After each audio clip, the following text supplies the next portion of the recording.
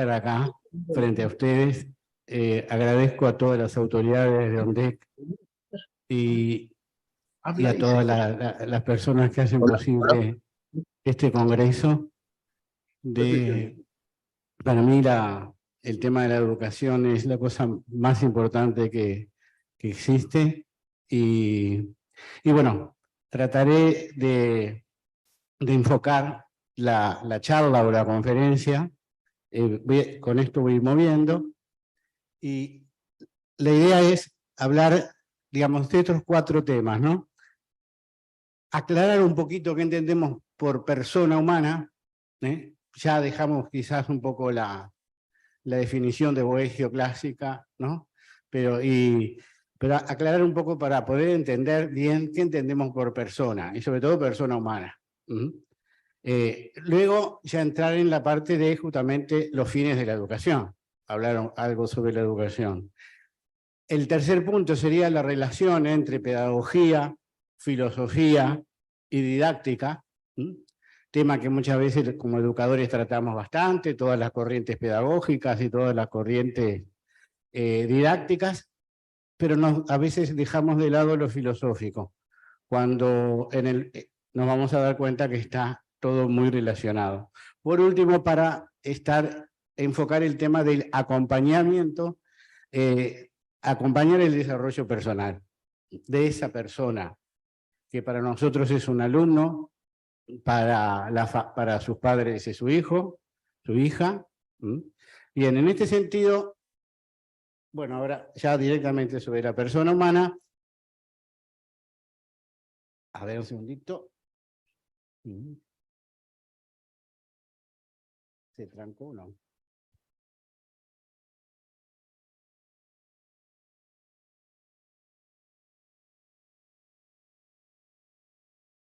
La persona humana depende de la tecnología. Pero no.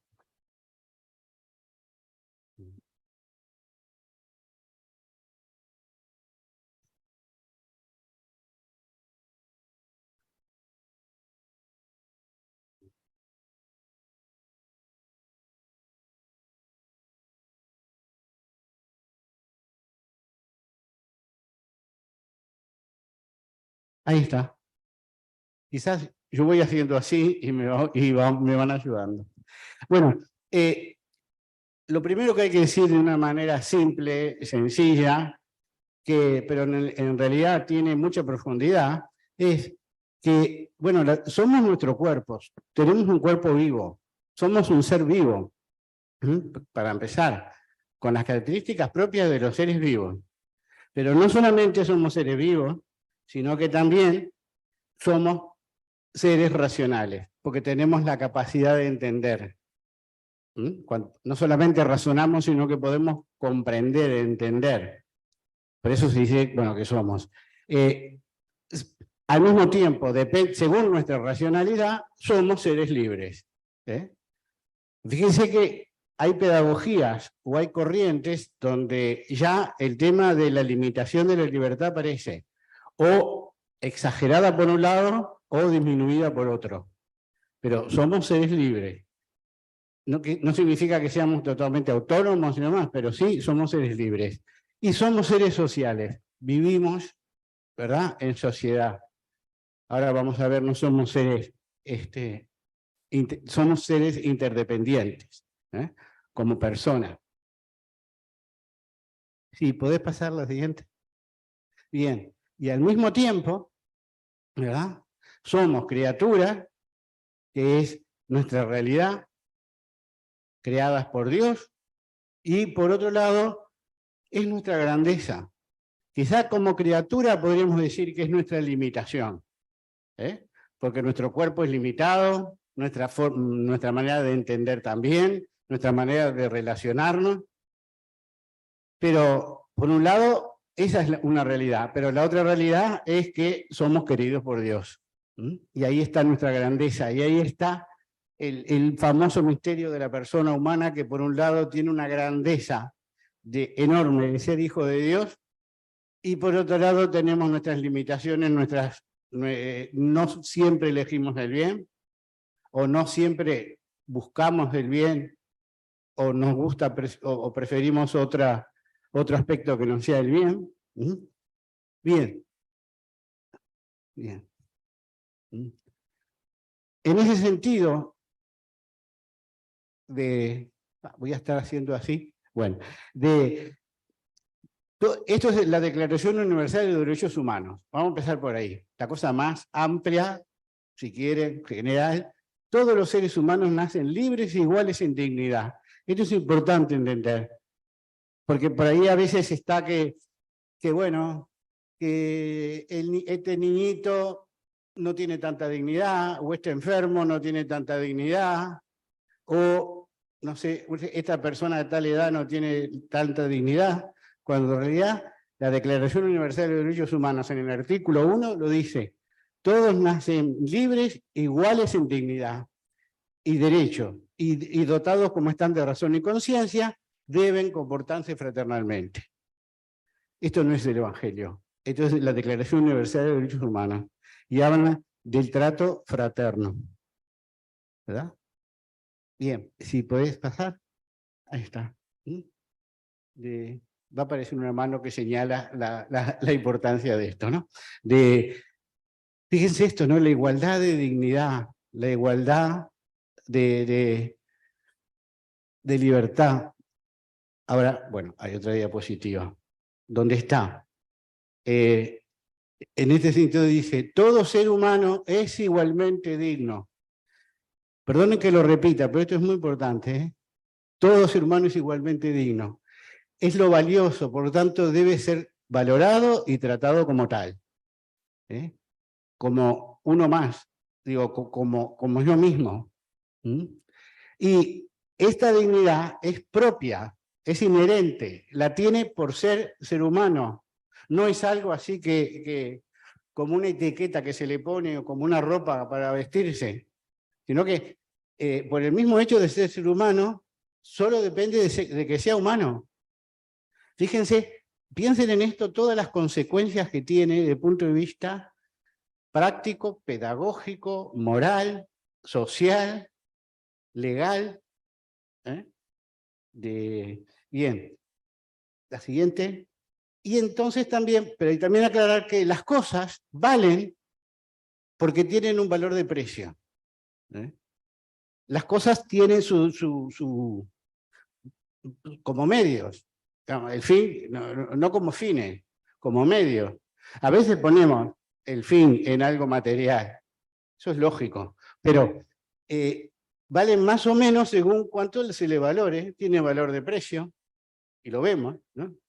En cambio, las personas humanas, si podés pasar, bien, en cambio las personas humanas tienen valor de dignidad. Es decir, las personas tienen un valor absoluto porque son un fin en sí mismos. Las cosas son medios, esto es un fin en sí mismo. Tienen un valor supremo o inherente o intrínseco, tienen valor de dignidad. Empecemos por ahí. Primera idea, o sea, para poder hablar de que el fundamento de la educación es la persona humana, fíjense que tenemos que aclarar muy bien los valores o las características propias de la persona humana. Y lo primero que hay que decir que es digna, por el hecho de ser persona. Si podés pasar la siguiente. Ser inteligente, que lo habíamos visto, porque puede, de alguna manera, tenemos conciencia. Conciencia, nos damos cuenta de que saber quién es él, reconocernos, reflexión. Fíjense, esto pasa, las computadoras trabajan muy bien, pero no se dan cuenta de quiénes son, no pueden reflexionar, no pueden ir para atrás. En cambio, nosotros podemos saber qué sabemos. Yo sé que sé. Puedo hacer como un bucle, y esta es la gran, digamos, desafío que tiene la inteligencia artificial en poder hacer reflexión, de ir para adelante y para atrás. No en cuanto en la memoria de ir para adelante o para atrás para recordar algo, sino para, sobre el mismo tema, reconocerse de qué es. Y bueno, y justamente juzgar si estas cosas son convenientes, ¿verdad? El juicio de la inteligencia, que para juzgar para lo que conoce, y al mismo tiempo juzga también las acciones. Y ahí estamos en el campo de la ética, ¿no? Cuando juzga las acciones. De si son acciones que me convienen, me perjudican o me limitan. De acuerdo a nuestra propia naturaleza humana, vamos a decirlo así, ¿no? Hay acciones que y la inteligencia justamente es la facultad de los seres humanos que nos... porque no es solo conocer. Fíjense que el animal conoce, a través de los sentidos conoce, distingue una piedra de un pedazo de carne, pero no puede ver toda la comprensión que hay atrás. No sé si se acuerdan de una película de hace años atrás que se llamaba Madagascar, ¿no? Que el león, vamos a decirlo así, cuando veía la cebra, no veía la belleza de qué lindo ¿no? Este animal con rayas blancas y negras, la belleza de su cuerpo, sus músculos. Lo único que veía era una chuleta caminando, ¿no? Porque relacionaba la realidad al orgánico y no podía pasar del orgánico. Eso pasa con los animales. Y sin embargo, bueno, no, el ser humano ya es ser inteligente en este sentido. ¿Puede ser la otra? Muy bien. El tema de la libertad, somos libres, tenemos la capacidad de autodeterminarnos a algo. Fíjense, la libertad está en elegir, la libertad está en elegir, podemos seleccionar, podemos elegir. Son distintas acciones de la libertad. Pero en el fondo, la libertad es que yo libremente me determino algo. Como que me obligo, pero porque quiero. Ahí está la libertad. Por eso se dice autodeterminación. Por eso hacer o no hacer una acción. Si podés pasar. Por eso dice, yo me determino a algo por algo. ¿No? Siempre hay un motivo por el cual yo libremente decido, elijo, ¿no? Y por amor, que es la causa más profunda de la libertad. Cuando yo me autodetermino por amor, estoy siendo súper libre, no estoy siendo obligado, estoy siendo libre. Ojo, siempre de autodeterminación, ¿no? Si podés, por favor. También ahora. Habiendo amado a los suyos que estaban en el mundo, los amó hasta el extremo. Ahí es donde Jesús muestra un acto de libertad, ¿verdad? Y si él libremente sube a la cruz, lo va a hacer por amor. Y cuando Dios crea al hombre, lo crea por amor. Y Dios es libre. Bien, ¿puede ser la siguiente? Por eso la persona es un ser capaz de valorar a las otras personas y tratarlas de modo congruente. Tratar. Ahora ya estamos, ¿no?, viendo, bueno, la persona que es libre, que es consciente, que es inteligente, bueno, tiene la importancia de valorar. Y a su vez necesita de la valoración de los otros. Y acá ya empezamos a entrar con el tema de la educación. Es un ser necesitado de la respectiva valoración y trato acorde por parte de otras personas. Es bueno, ¿verdad?, valorar a los demás. Y nosotros como educadores tenemos que, en este caso concreto, poner mucho énfasis en saber valorar a los demás. Con los años nos puede pasar que, como tenemos experiencia, vimos muchos casos, situaciones, que ya seamos una especie de diagnosticadores, que estemos diagnosticando, ¿no? Y fácilmente podemos poner etiquetas. Y la verdad es que a veces las etiquetas hay que dejarlas de lado y pensar en la valoración hacia el otro como una manera importante en la comunicación profesor-alumno, diálogo educativo, como sea. La siguiente, por favor. Por eso, también, somos mutuamente interdependientes, ¿verdad? Con los demás logramos un desarrollo mayor. No somos individuos aislados, no somos islas autosuficientes. Ahí viene la necesidad de la relación humana, la necesidad de la educación, bueno, uno de los papeles y esto es importante porque como estamos viviendo muchas veces en sociedades que se vuelven cada vez individualistas, yo me preocupo de mí mismo y los demás que hagan lo que puedan. Y eso lleva a que el desarrollo de la persona sea completa. El problema es que se van a dar cuenta del individualismo muchos años más adelante en su vida. Y ahí empiezan problemas de soledad y lo demás. Bien, por favor, la siguiente. Y bueno, el desarrollo integral de la persona, cuando se habla de desarrollo integral, hay que tener en cuenta todas estas dimensiones. Lo afectivo, lo psicológico, lo físico, lo intelectual, lo espiritual, lo social. Y no es que al ser humano lo disequemos como en un laboratorio en partes. Todo repercute en todo, ¿no? Y vemos, yo por ejemplo, hace unos 5 años que estoy trabajando el tema de la educación emocional, porque en Uruguay la pandemia realmente, no sé, destrozó las relaciones o logró hizo que los alumnos se hayan vuelto actualmente mucho más inestables emocionalmente.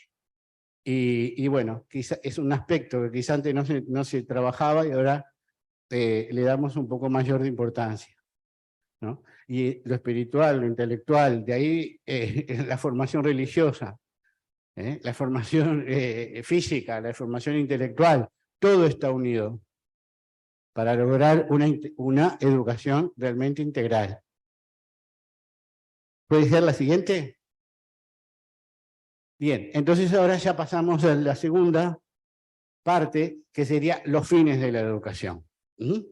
Primera parte, persona humana, un simple resumen con algunas ideas principales para poder después dialogar, y ahora los fines de educación. ¿Sí puede ser?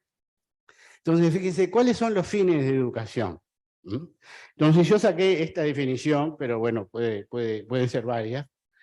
Buscar la perfección de lo que es capaz nuestra naturaleza. O sea, perfeccionamiento, desarrollo integral. La obra maestra de la educación es el niño. El niño, la niña. Pero por eso decimos que es protagonista. Actualmente se habla mucho, protagonista del aprendizaje. El niño es el protagonista del aprendizaje. El profesor es un simple orientador. Pero ¿qué es lo que sucede? Que dice, no porque él lleve en sí la semilla de su educación, sino que las tiene que recibir, sino porque solo él puede hacer suyo lo que se le enseña. Es decir, el niño es protagonista de su educación porque apropia, si no, no es educación, es simplemente un barniz, es algo superficial. Pero si queremos que realmente haya educación, tiene que penetrar en el alma de la persona, penetrar, digamos, en su ser. Y eso sí lo puede hacer el niño solo, por su cuenta. Internalizar las cosas, ¿verdad? Asumirlas, que después se vuelvan decisiones. Pues en ese sentido se habla del niño como protagonista de su propio aprendizaje. Bien, ¿puede ser la siguiente? Entonces, frente a esto, hay como dos grandes preguntas claves que dan fundamento a la enseñanza y el aprendizaje. Aquí me puse súper globalista, ¿no? sé si, pero ¿qué es? Por favor, ¿podemos conocer la realidad?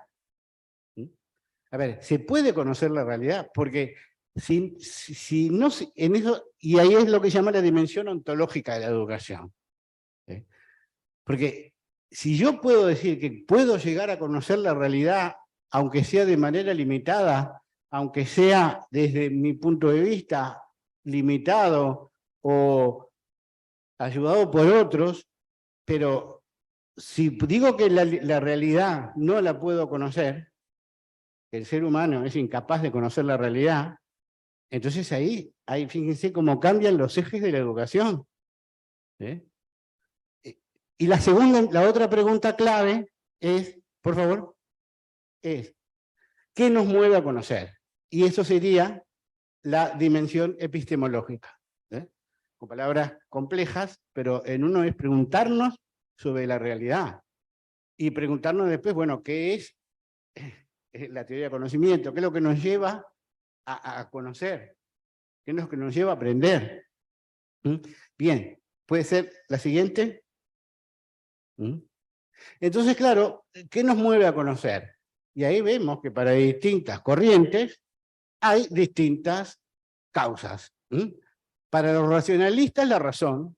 Para los idealistas, la subjetividad, el yo. ¿Eh? Para los empiristas, las sensaciones. La línea aristotélica atomista defiende que intervienen la razón y la voluntad ayudado por los sentimientos. Fíjense que son distintas formas de decir, bueno, ¿qué me muevo? Porque si yo tengo como pedagogo, como docente, el decir, bueno, solamente la subjetividad es lo que va a motivar el aprendizaje, entonces, claro, fomento justamente las subjetividades. Y caigo en que muchas veces, bueno, es subjetivo, todo es subjetivo. Y si es todo subjetivo, del subjetivismo pasamos a un cierto relativismo en el campo de la ética o en el campo de la moral, porque bueno, porque la razón de conocer, la razón de ser, apunta ahí en ese sentido. En cambio, sí, otro tipo de enfoque es distinto. ¿Puede ser la siguiente? Por eso es que tiene que haber, ¿verdad? O sea, como en la unidad de la persona, la inteligencia, la afectividad y la voluntad. Acá te voy a pedir, a ver si yo puedo, ¿tengo fuerza acá? No, si podés pasar ahora otra, ahí está. De los conocimientos, la inteligencia, la facultad inteligente y los conocimientos. La afectividad, los sentimientos. La voluntad, las decisiones. Esto es un esquemita súper simple, pero que nos ayuda. Yo no puedo amar lo que no conozco. Fíjense la importancia que tiene en el campo de la doctrina, de la enseñanza de la doctrina. No puedo amar lo que no conozco. Dar a conocer para poder amar. Obvio, hay otras maneras de amar, pero primero tengo que conocer, el conocimiento. Los sentimientos, que van a ser emociones, pasiones, están presentes.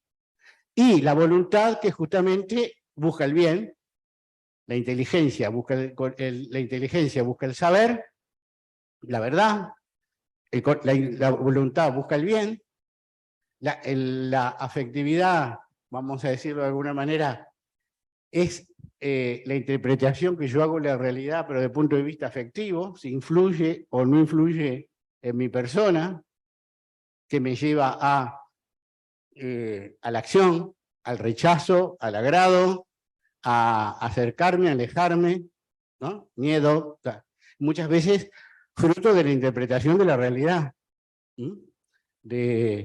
Yo, por ejemplo, pongo a veces en clase el ejemplo de estar, no sé, en una esquina de la habitación hay una araña, entró una araña grande. Frente a esa araña puedo alegrarme, porque el profesor de biología me pidió llevar un animal al laboratorio y digo, ya tengo acá el animalito, consigo un frasco y lo meto y quedé contento. O puedo asustarme, porque digo, bueno, esta araña ahora va a saltar y me va a picar. O puedo enojarme y decir, el tonto de mi hermano chico dejó la ventana del jardín abierta y entró la araña, como varias veces yo le dije. Puedo enojarme, alegrarme, o puedo asustarme, pero la araña es la misma. Por eso que los sentimientos están relacionados como yo interpreto de alguna manera esa realidad que está frente a mí. Por eso se dice que conocemos la realidad por la inteligencia, pero nos vinculamos por los afectos. Fíjense qué importancia tiene también la educación de la afectividad, porque no alcanza solo con conocer. Tengo que conocer para poder amar, pero ese vínculo con el amor va a ser a través de los afectos. Bien, la siguiente. Bien, en líneas generales podemos decir que hay dos maneras de aprender. Esto como vamos a ir entrando en el tema de la educación así, por favor. Mediante la explicación de un maestro, la siguiente, por instrucción directa. O a través del descubrimiento, por acción del aprendiz. De una manera muy... Esto está en el de Magistro, donde habla de estas dos, ¿no? Mediante el maestro que explica, y es lo que se llama instrucción directa, o si no, a través del descubrimiento de la acción del alumno que aprende. La siguiente y la siguiente. Ahí está. Es que al hablar de esto, sí, muchas veces hablamos del método, ¿ya? El método de enseñanza, el método de aprendizaje, y no nos damos cuenta que es la punta del iceberg. Todo lo que está abajo es un fundamento a base de teorías pedagógicas, a base de teorías filosóficas, que dan fundamento a la enseñanza, que dan fundamento al aprendizaje. Por eso no podemos dejar de lado. A veces nosotros como docentes tomamos eslogans, frases, tweets, ¿no? De aprender a aprender. Ah, bien, ¿no? Making, no sé, making, doing, ¿no? Aprendizaje basado en proyectos.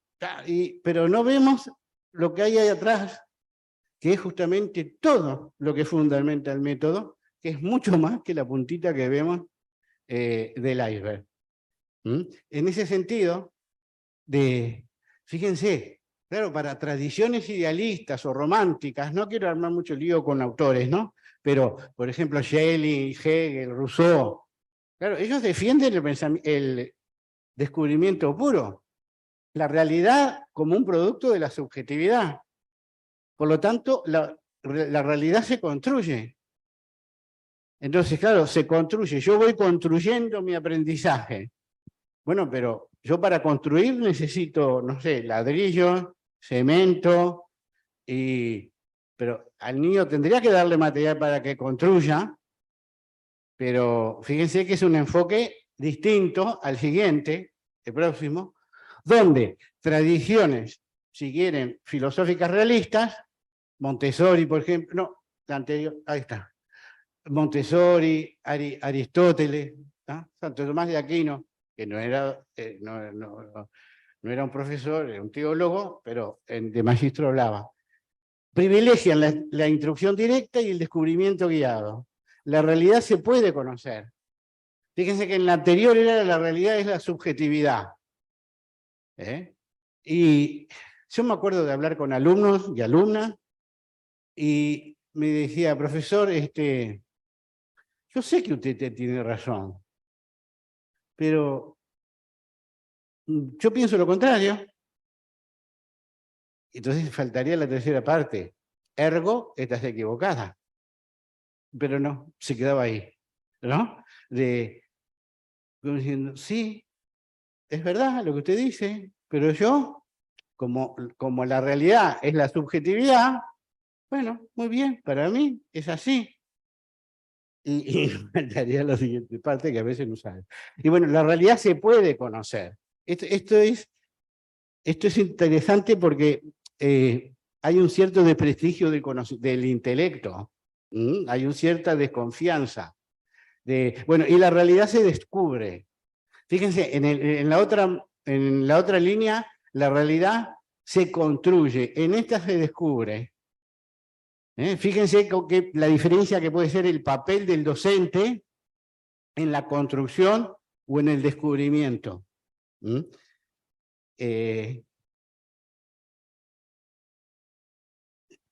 Bien. La siguiente, por favor.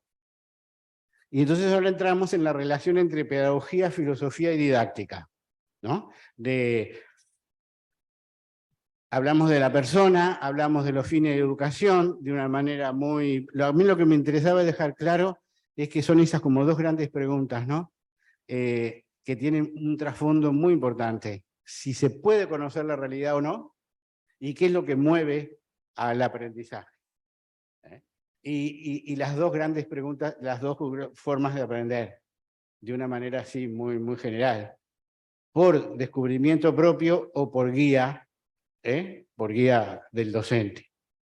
Porque actualmente hay algunas corrientes de decir, bueno, el alumno, ahora después vamos a ver, se maneja autónomamente, y entonces al final el docente, ¿qué es? Sin embargo, el aprendizaje, digamos, guiado, no impuesto, sino el aprendizaje guiado tiene mucho peso. La siguiente, por favor. Entonces, en este campo acá la idea es, de una manera simple, hablar sobre la relación entre teorías pedagógicas, corrientes filosóficas y métodos didácticos. Muchas veces en la universidad hablamos mucho de teorías pedagógicas y discutimos, o en los institutos de formación docente, pero, o los métodos didácticos. La didáctica. Yo dirijo toda un área de formación docente y puedo modificar cualquier horario de cualquier asignatura, pero no se puede tocar la didáctica.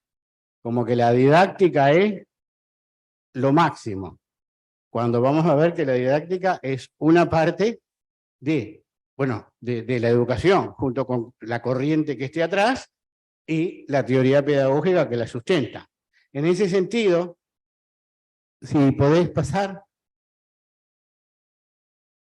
corrientes mecanicistas, por ejemplo, ¿verdad? De Skinner, ¿se acuerdan? ¿No? El conductismo. La meta no es transmitir un conocimiento que el alumno hará suyo, sino llenarlo de información. Estímulo-respuesta, lo de los perros de Pavlov, ¿no? Y esto, el conductismo es adiestramiento, y el conductismo fue muy criticado en su momento. Y ahora lo vemos muchas veces en los videojuegos, estímulo-respuesta, o en juegos didácticos que están muy relacionados con el estímulo-respuesta, ¿verdad? Y contestó bien, hizo bien en un ejercicio y le sale una estrellita, o sos un campeón, o lo que sea. Esto, con relación a 50 años atrás, lo que cambió, que antes era papel, ahora es la máquina.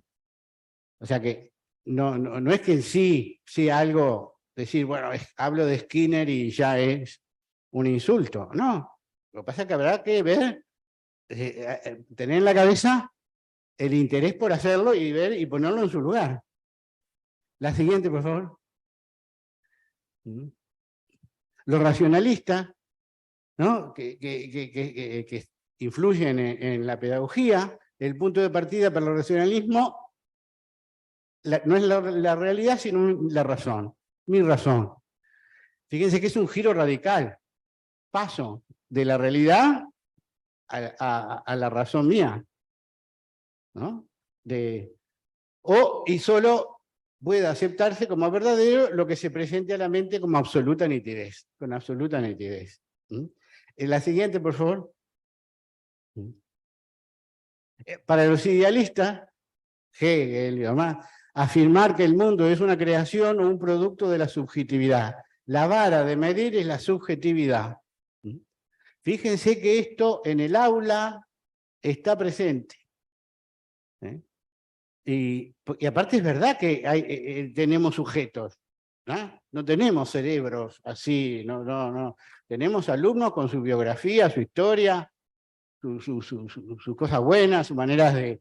toda una historia atrás, toda una biografía, y por supuesto que son sujetos y la subjetividad está presente. Pero no es, digamos, para los idealistas es la vara para medir. La siguiente, por favor. Para los románticos, para el romanticismo, la realidad es una construcción del sujeto. Los sentimientos y la imaginación son los instrumentos de medir a partir de los cuales se define la realidad de cada uno. Fíjense, el sentir y la imaginación. ¿Cuántas veces fomentamos en clase la creatividad y a veces no sabemos el por qué? Lo interesante como docentes es saber por qué hacemos las cosas, no por pura copia o porque está de moda. A veces implica leer un poquito, yo reconozco, y es verdad. Y no hay tiempo, hay que estar corriendo de un lado para el otro, pero hay que saber algunas razones de por qué hacemos las cosas de una manera o de otra, ¿no? La siguiente. Y así como les presenté muy rápidamente las teorías filosóficas, ¿verdad? Bueno, en la didáctica, lo mismo, o sea que la didáctica por sí sola no puede cumplir un propósito de educar si el maestro no tiene un compromiso, perdonen que repita, profundo y amplio de lo que está transmitiendo. Un conocimiento profundo. Por ahí tenía un amigo que me decía, la mejor didáctica es una buena teoría. Si uno sabe muy bien sobre algo, lo va a enseñar, puede explicárselo a su abuela o se lo puede explicar a un niño, porque lo sabe transmitir de diferente manera porque lo vive. Fíjense en lo que es la fe, en la enseñanza religiosa. Podemos enseñarles el credo, podemos enseñarle los 10 mandamientos, podemos enseñarle, no sé, las parábolas de Jesús, pero qué distinto es cuando uno vive eso y lo transmite, o cuando no lo vive y simplemente repite. Y esto es para pensarlo también. Yo vivo lo que enseño, de alguna manera, cuanto más coherencia haya, más profundidad está la labor del docente, o más profundo es el proceso de enseñanza. Bien, la siguiente, por favor. Y algo que quería poner, decir, bueno, pero los colegios, ¿qué dicen a todo esto, no? Entonces yo saqué 3 de un libro, que se los recomiendo, la autora es Catherine Lecuyer. Es una canadiense que se casó con un catalán, ahora vive en Barcelona. Tiene un libro que se llama Diálogos con la maestra. Tiene otro libro que se llama Educar en el asombro. En el diálogo con la maestra es un alumno de primer año de magisterio que le mandan a hacer un trabajo y va a hablar con una profesora de pedagogía que se acaba de jubilar. Una profesora que ya llevaba 60 años dando clase, y a través del diálogo con la maestra esta, es buenísimo el libro porque va explicando cantidad de corrientes, de pensamiento, de filosofía, de situaciones, a partir del diálogo de este alumno de magisterio con su maestra. Entonces, la siguiente, por favor. Vamos a imaginarnos un colegio, esto, sacado de un colegio, publicidad de un colegio, el ideario de un colegio. Preparamos al ciudadano del siglo XXI para que pueda afrontar con éxito un futuro incierto. la verdad que ya arrancamos un poquito con falta de esperanza, ¿no? Como diciendo, bueno, vamos a enseñarles a cómo el futuro incierto. Es verdad que hay incertidumbre, pero que no tengamos, pero bueno, vamos a dejarlo así. Apostamos por formar el ciudadano del futuro, aprovechando propuestas pedagógicas como las inteligencias múltiples, la estimulación temprana, las aportaciones recientes de las neurociencias, el trabajo por proyectos, el aprendizaje cooperativo, el trabajo por competencias, el aprender haciendo y el flipped classroom. Aprovechamos las emociones para potenciar el aprendizaje. Claro, esto se lo muestro a unos papás y los papás dicen, bueno, este colegio es genial. Aparte hasta con flipped classroom, ¿no? Que nadie se anima a preguntar qué es flipped classroom, pero bueno, pero queda bien, ¿verdad? La clase invertida. Pero claro, uno empieza a ver, ¿no? Inteligencias múltiples, está Gardner de por medio, ¿verdad? La estimulación temprana, las neurociencias, ¿no? Si podés pasar la siguiente, ¿no? Claro, son como un popurrí, o un collage, como quieran decir, de distintos autores, y utilizando como que lo que está un poquito de moda, ¿no? Pero Gardner, a último momento, dijo que no eran inteligencias múltiples, sino que son distintas dimensiones de la misma inteligencia. Pestalozzi, Rousseau, con nombre increíble, es el del flow, ¿no? Del fluir, bueno, lo que ahora se le llama flow, ¿no? Que está muy relacionado también con lo emocional. Dewey, ¿verdad? Ciudadanos del futuro, estimulación temprana, las neurociencias. Bien, la siguiente. Otro, ¿no? Imagínense que van a inscribir a su hijo a un colegio y le presentan esto. Apostamos por la tecnología que permite una educación personalizada. Combatimos la brecha digital proporcionando una tableta a cada alumno. Apostamos por la excelencia educativa a través de la innovación. Animamos al niño a realizar trabajos que brotan de sus intereses para que, siendo el único protagonista de la educación, pueda construir su aprendizaje de forma autónoma. Propiciamos un ambiente estimulante para que cada niño pueda desarrollar sus talentos. Es, ¿verdad? Una publicidad, es un ideario. Pero fíjense que atrás, como decía, no estoy diciendo si es bueno o es malo. Lo que estoy diciendo es que atrás, cuando hablamos de que sea protagonista de su propia educación, que construya su aprendizaje, estamos ya hablando de decir, bueno, la realidad se construye, no se descubre. Combatimos la brecha digital, proporcionando una tablet, ¿no? del ambiente estimulante. Bueno, entonces empieza ahora las neurociencias al tema de las estimulaciones, ¿no? Y que los circuitos neuromotores, la siguiente, pues, bien. Atrás de esto lo mismo, o sea, cuando decimos educación personalizada, dándole una tableta a cada alumno, imagínense 30 años atrás que podríamos decir, le damos un cuaderno a cada uno. Eso no es educación personalizada, es educación individualizada. O que dice excelencia educativa a través de la innovación. ¿Innovar qué? Hay que saber lo que hay que innovar.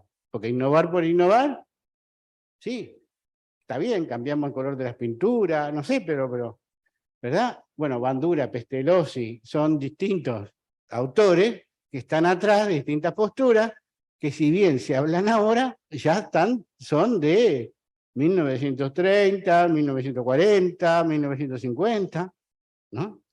La siguiente, por favor. Otra, ¿no? Propiciamos la escuela 3.0, es el mundo, educamos desde y para el mundo. Bien, capaz que educamos desde y para Marte, pero por ahora estamos en el mundo, acá. Priorizamos el enfoque competencial sobre la mera acumulación de conocimientos. Aprovechamos la inteligencia global. Entrenamos el pensamiento crítico a través de la inteligencia emocional. Educamos para aprender a aprender. Inculcamos las competencias digitales para evitar la ansiedad tecnológica y para preparar al niño a enfrentarse con su futuro incierto. Claro, atrás de cada una de estas líneas hay toda una concepción. Podemos estar a favor o podemos estar en contra, pero por lo menos saber que hay una postura. Cuando habla, bueno, el enfoque competencial, la competencia, bueno, el pensamiento crítico, ¿no? Entrenamos el pensamiento crítico a través de la inteligencia emocional. Bueno, por inteligencia emocional, miren, yo les digo, llevo 6 años con este tema y hay 40 modelos de educación emocional. Porque la inteligencia emocional es la definición de Goleman de toda la vida, que hizo una cantidad de dinero en el año 85, 95, con el libro famoso Inteligencia Emocional. Pero eso, pasado a la educación, sí, ¿podés pasar? Entonces, claro, fíjense, educamos las competencias, está muy bien, pero ¿estamos de acuerdo que las competencias implican contenidos o simplemente son simples destrezas? ¿No? En inglés se dice skill, y skill implica conocimiento, habilidad, destreza, ¿no? Porque muchas veces, bueno, las competencias por las competencias, ¿no? O cuando dice, aprovechamos la inteligencia global, ¿a qué se refiere? La verdad, ¿no? Son palabras lindas. El pensamiento a través de la inteligencia emocional. No nos olvidemos que la emoción tiene una raíz cognitiva. Depende de cómo yo reacciono frente a la realidad que conozco. Y bueno, ansiedad tecnológica. Inculcamos las competencias para quebrar con la ansiedad tecnológica. Sí, pero lo que se podría hacer es no dejar que entre el celular a clase, algo así, para la ansiedad tecnológica. Pero bueno, son como modelos que van apareciendo y que los docentes tenemos que tener respuesta.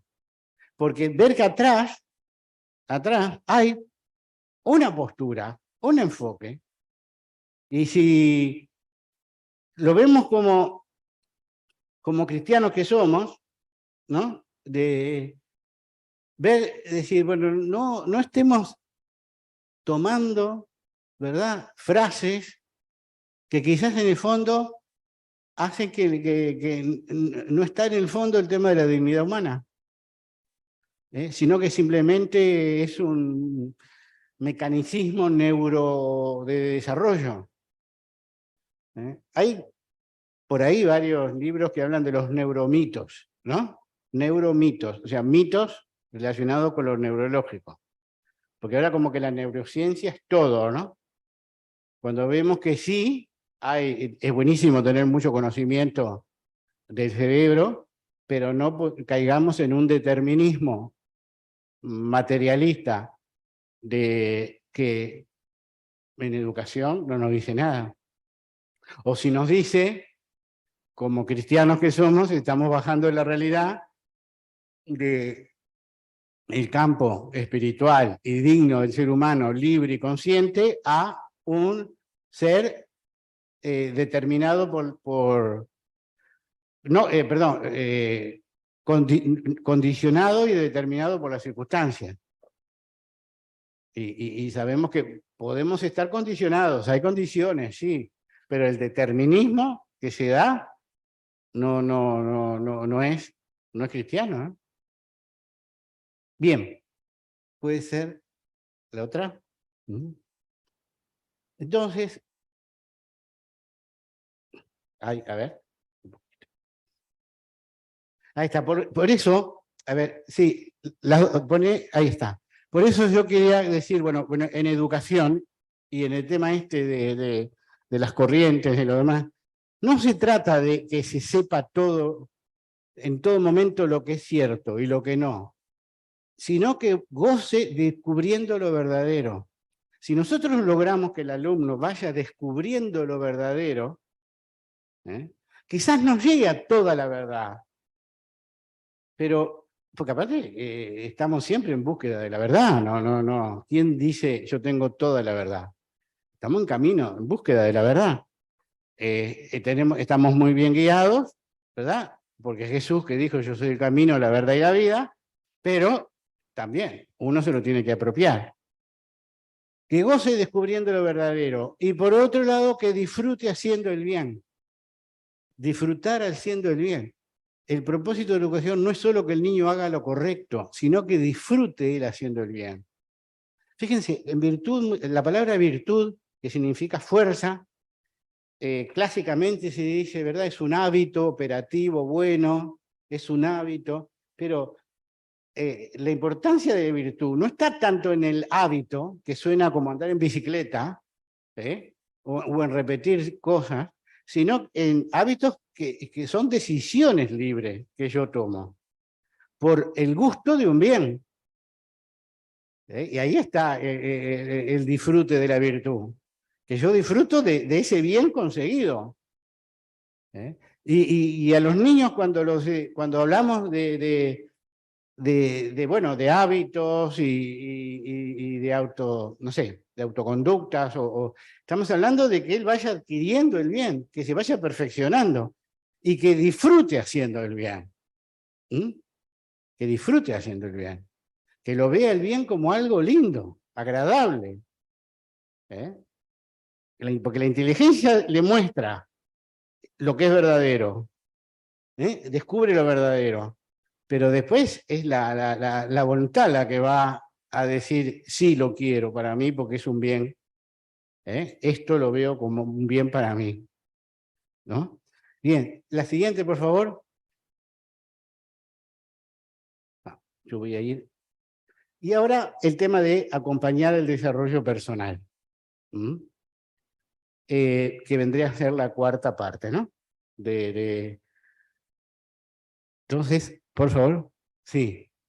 Entonces, como decía en la primera parte sobre la persona humana, y esto lo apliquemos al desarrollo personal, al seguimiento de nuestros alumnos, al acompañamiento. Es propio de la condición humana que para alcanzar su pleno desarrollo, cada persona necesite de la valoración de los demás. Que nos valoren, que pueda decir, sirvo, yo sirvo. No en el sentido de servicio, bueno, también de que sirvo, que soy útil. Que soy útil. Yo tenía una profesora mayor que me decía, ¿no? Que para ser feliz hay que sentirse querido, sentirse útil y sentirse seguro. Los niñitos muchas veces no se sienten seguros si no están con los padres. O a veces no se sienten queridos, digo, las personas a veces son infelices porque no se sienten queridos. O a veces pasa con los adultos mayores que pierden un poquito de felicidad porque no se sienten útiles.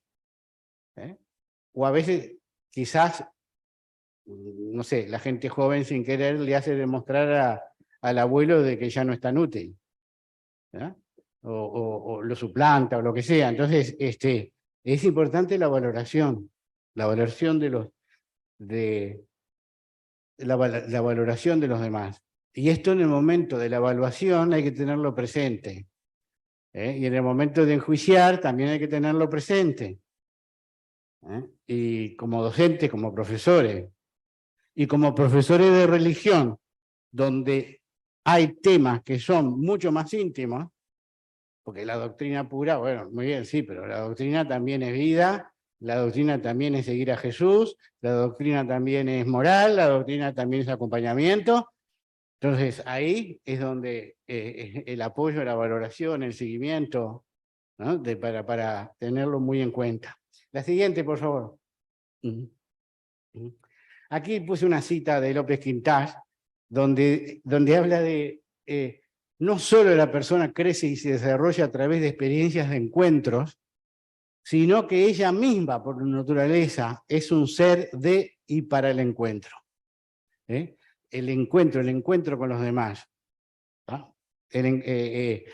La importancia del encuentro. Fíjense lo que es a nivel de adolescencia, lo que es la importancia de la amistad, lo que es entre adultos también el encuentro. Cómo vemos el sufrimiento muchas veces bueno, de los migrantes, ¿no? Buscar el encuentro, el acercamiento. Y esto implica diálogo, implica apertura, encontrar con el otro, porque a veces se dicen palabras lindas como solidaridad, respeto, tolerancia, sí, pero a veces cuesta tolerar. Y hay que poner un esfuerzo como cristiano para valorar a la otra persona, para el encuentro con la otra persona. La siguiente, por favor. Por eso no se trata de impactar con dinámicas que atraigan la atención, digamos, siempre, ¿verdad?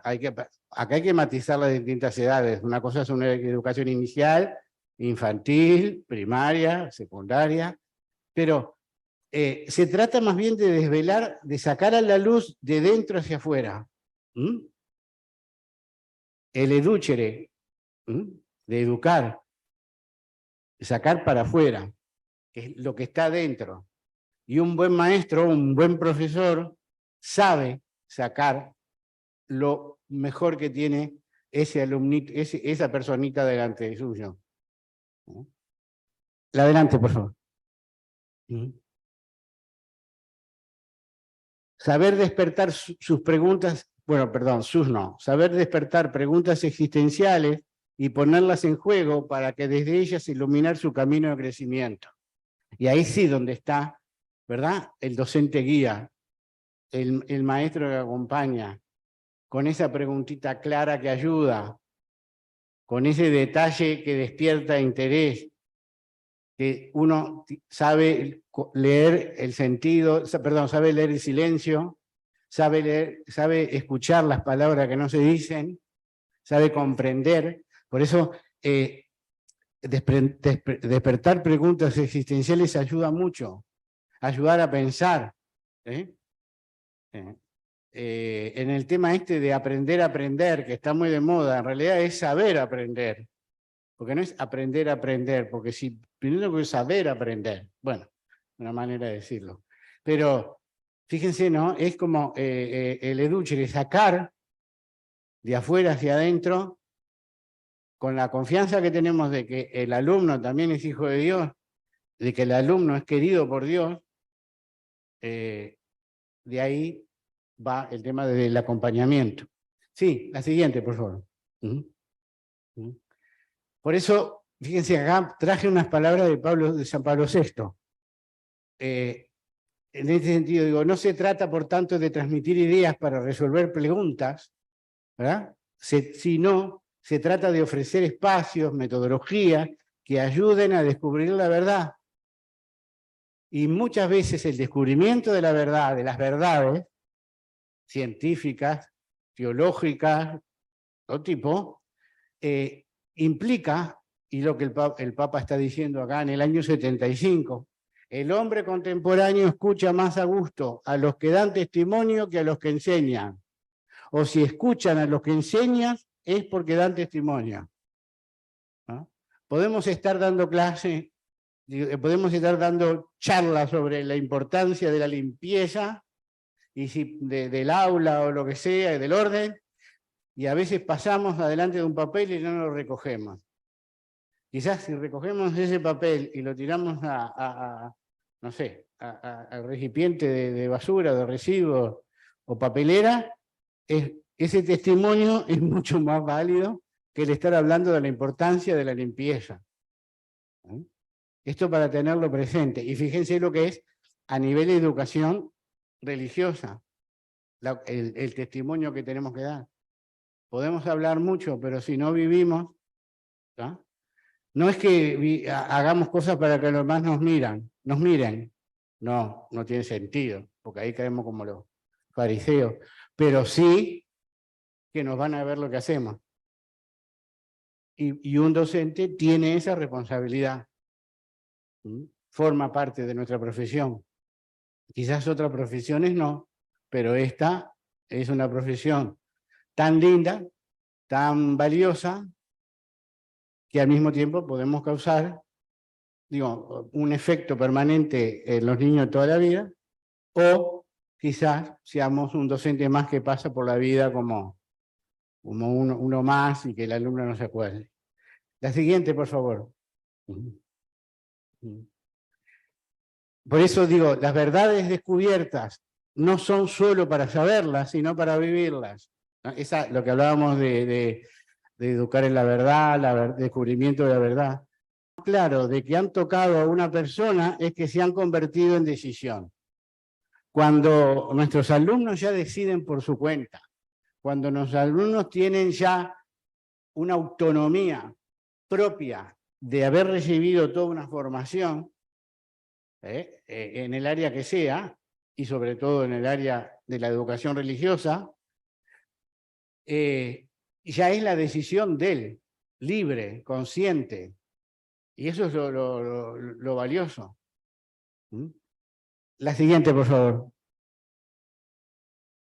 Por eso se dice que es un dinamismo en el que quedan entrelazados, incomprometidos, el corazón, la inteligencia, la voluntad del formando del alumno, que en síntesis es toda su persona.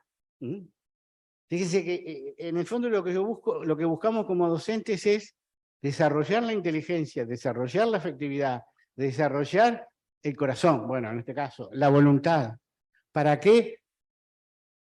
Para que la decisión del individuo, la decisión del alumno, sea consciente, libre y bueno, sabiendo lo que va a hacer y queriéndolo hacer. La siguiente, por favor.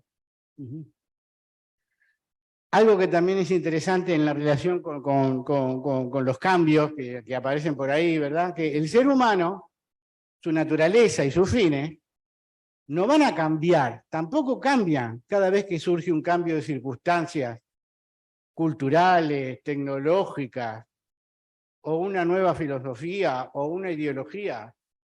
El ser humano, su naturaleza y sus fines están.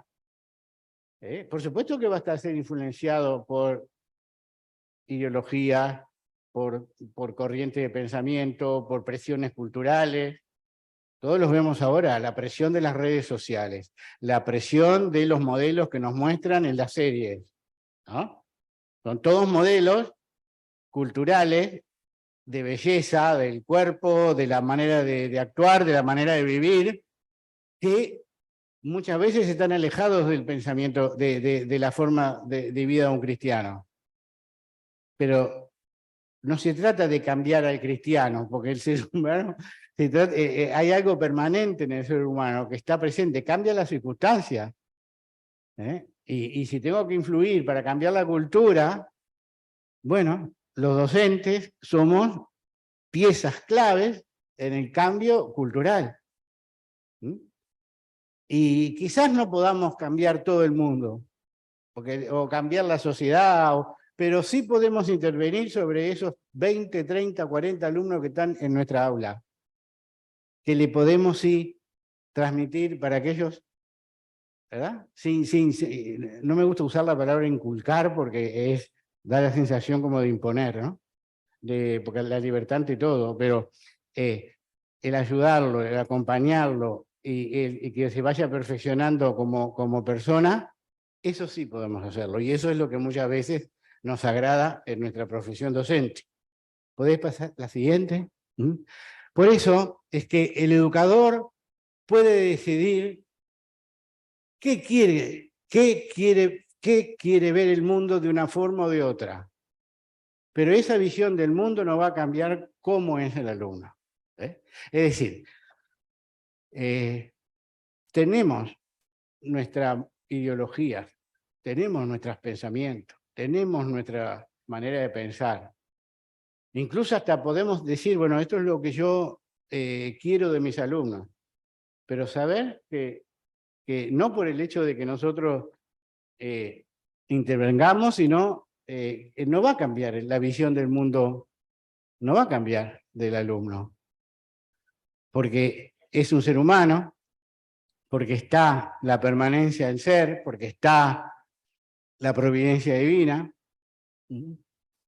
Entonces allí es donde quería yo hacer un poco de énfasis en este tema. Bueno, yo creo que si podés poner la siguiente, y bueno, muchas gracias.